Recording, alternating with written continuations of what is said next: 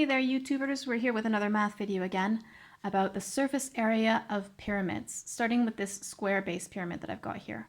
Now, I've only labeled this one side 8 centimeters, but as you can see by these markings, a single marking on all 4 of those sides means that they're all 8 centimeters.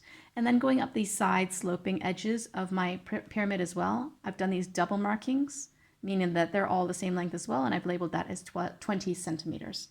So I've got this square base pyramid, and I'm looking for the surface area of it. Now, as with any type of solid, the surface area is the sum of all of the areas of all of the faces. So I've got the area of a square, plus I'll have the area of 4 triangles, and only because this is a square base pyramid do I know that the bases of all of these triangles are the same length. Also, because I've labeled them, I know that these sloping lengths, which are not the height of the triangle, be careful here, this is not the height of the triangle, but they are all exactly the same, congruent, we could say. They are all congruent triangles, exactly the same shape and size. So to find the surface area, I'm going to do just the area of the square at the bottom there, plus 4 triangles. And again, I can only do this because all of these triangles are the same size. Okay, now I'm resisting the urge here to write that triangles are base times height over 2, because of course that's what we've learned, but it's only for right angle triangles, and this is not a right angle triangle. I could break it down into right angle triangles, but because we learned about the areas of any type of triangle, I kind of want to try that trick as well. So let's start out with just what we know. We know that the square has got an area of length times width, and that is going to be 8 times 8. But I don't want to forget about the rest of my formula here. So I'm going to keep going here with the formula. Plus the area of the triangles, I'm going to use that new formula that we had the other day, which is B times C sine A. And of course, don't forget this is a triangle. Don't forget to divide by 2. Divide it by 2. Okay, so this is going to be 8 times 8 plus 4. Now B and C have to be 2 sides of the triangle where I know the angle between them. Now I definitely know 2 sides of these triangles. I know that this is 20 centimeters and I know that this is 8 centimeters, and it's the same for all of them. There's 20 centimeters and 8 centimeters. So I can write that this is 20 times 8 sine. Now here's the problem. I don't know any of the angles. So I'm going to have to work out what that angle is. So let's go back over here to my diagram here. And I'm looking for the angle between the 20 and the 8. So that's this angle here. If I redraw that triangle just over here, so you can clearly see that I can make it into a right angle triangle, I can use Pythagoras, I can use SOHCAHTOA to work it out. So just roughly here, this is going to be my 20 side. That there, I split it down the middle to make it a right angle triangle. I'll draw the rest of that. And it's not a very accurate sketch, but the whole thing would have been 8 centimeters. Oops. So that means I'm just looking at this part here. Because it's isosceles, I split it perfectly in half. That's 4 and that's 20. And I've made a right angle triangle there. So I can find this angle here where the adjacent, the side that's next to that angle, is 4. And this is my hypotenuse side. Hypotenuse is 20. So I can find my angle, SOHCAHTOA. I see A and H here. So I'm not thinking I'm not thinking TOA, I'm thinking the one that's got A and H in it. Ka. To find my angle, I always use the inverse function. So I'm doing the cosine inverse of, and I see that A is above H, so 4 over 20. Okay, that's going to give me the size of the angle that I need between those 2 sides. Okay, so I'm going to come back over here. I'm doing 8 times 8, 64, plus 4 times 20 times 8 is 160 sine of, and I need to work out what that angle is down here.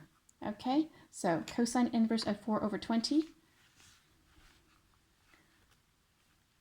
Inverse of cosine of 4 divided by 20. It's roughly 78.46. Now I'm going to keep that exact answer on my calculator to make sure that I'm working as accurately as possible, but I'm just going to write 48.5. So equals 64 plus 4 times 160 sine 78.5. Oop, I forgot over 2. Over 2. Okay, so that's going to be 64 plus, and now I'm just going to use this exact value for my calculator, It's 4 times 160 times sine of this. So I'll do sine of my answer times that by 160, divide it by 2, times it by 4. Okay, I can write that down. Roughly that's going to be 64 plus 313.5. And I know that that's not exact, but I am working with the exact answer on my calculator. Right till the very end, I'm going to add the 64 to that, plus 64. It's going to be 377.5. Okay, to 3 significant figures, I can say that that's 378.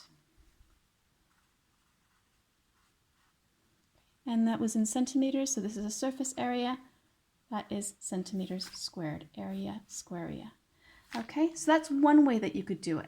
Another way that you could do it, I know that you're going to feel more comfortable with this way of working, is by simply saying, okay, I split that triangle into a right angle triangle. I can find the area of that right angle triangle if I can find the height of it. And for that, we're just going to have to use Pythagoras. So method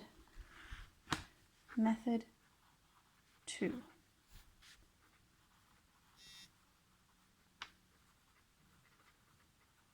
Pythagoras. Okay, so we're going to do 4 squared plus something squared equals 20 squared. A squared plus B squared equals C squared. So 4 squared plus the height squared is equal to 20 squared. So that means that the height is going to be 400 minus 16 square rooted. Okay, so that's going to be square root of 384. Not a number I know off heart, so I'm going to go ahead and have a look at that on my calculator. Square root of 384. 19.5959. Okay, I'm going to say it's approximately 19.6. I'm going to use with the actual answer from my calculator to do my calculation. So the area of this triangle is going to be base, which is 8, times height, which I've just worked out, divided by 2. So I'm going to do surface area. It's going to be the 8 times 8, which is a square, plus 4 of these triangles, which is the base of 8, times the height of square root 384 divided by 2. Right, and that works out to be 64 plus, now again, working with this exact answer that I've got here, it's the square root of 384 times that by 8 and divide that by 2 and times that answer by 4. Okay, that's my 4 triangles. That's 313.53, exactly the same as I had before.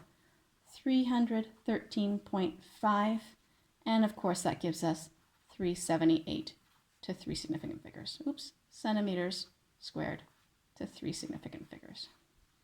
Okay, so 2 different methods that you can do for that.